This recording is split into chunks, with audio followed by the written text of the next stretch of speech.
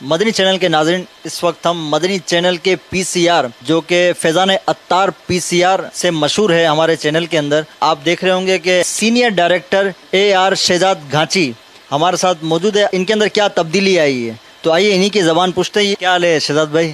الحمدللہ۔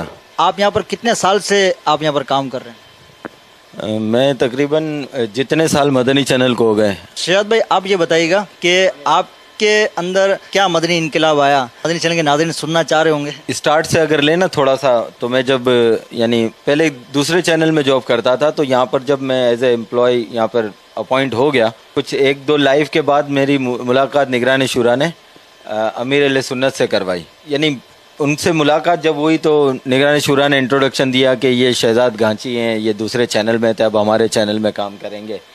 تو وہ امیر اہل سنت جس طرح ملے ہیں، وہ کیفیت یعنی لفظوں میں بیان نہیں ہو سکتی۔ اور یعنی یہ مبالغہ یا اس طرح نہیں کہ میں یہاں پہ جاب کر رہا ہوں تو اس وجہ سے کہہ رہا ہوں، کوئی یہ غلط فہمی میں نہ رہے۔ اصل میں دوسرے چینل میں آیا تھا، مجھے دعوت اسلامی کا اتنا پتا تھا کہ ہر امام والوں کی ایک تنظیم ہے دعوت اسلامی، بس اتنا جانتا تھا، باقی مجھے اندر کا نہیں معلوم تھا کون ہے کیا ہے۔ حضرت صاحب کا بھی نام سنا ہوا تھا۔ تو جب ملاقات کروائی تو جب انہوں نے گلے لگایا مجھے، تو ایسا محسوس ہوا جیسے چھوٹے سے بچے کو جب ماں اپنی آغوش میں نہیں لیتی تو کیسا مزہ آتا ہے، تو وہ مزہ آیا تھا۔ وہ مزہ آج تک نہیں بھولا میں۔ یہ سٹارٹنگ تھا، آپ سمجھ لیں۔ جو داڑھی رکھی ہے یہیں پر ہی آ کے رکھی ہے یا چینل میں آنے سے پہلے بھی تھی؟ نہیں، چینل میں آنے سے پہلے تو میں نے آپ کو کچھ ہے نا پکچرز میں دوں گا آپ کو، وہ دیکھ لیجئے گا۔ چینل میں آنے کے بعد ہی ابھی دکھا دیں کیا تھا اس پکچر کے اندر؟ جی اس میں آپ دیکھ لیجئے گا کیا تھا۔ آپ مدنی چینل کے ناظرین، شہزاد بھائی جو مدنی چینل کے سینئر ڈائریکٹر ہے، تو آئیے ان کے آپ کو ہمیں تصویریں دکھاتے ہیں کہ جب مدنی چینل میں آئے نہیں تھے اس وقت یہ پہلے کیا تھے۔ تو آئیے دیکھیں تصویر ان کی۔ کہ جب تک بکے نہ تھے تو کوئی پوچھتا نہ تھا۔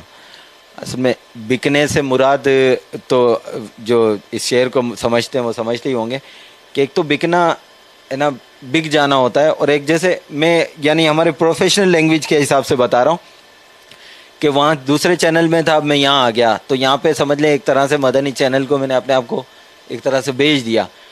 لیکن یہاں پہ بیچنے کا فائدہ کیا ہے؟ یہاں پہ بیچنے سے کیا ہوتا ہے؟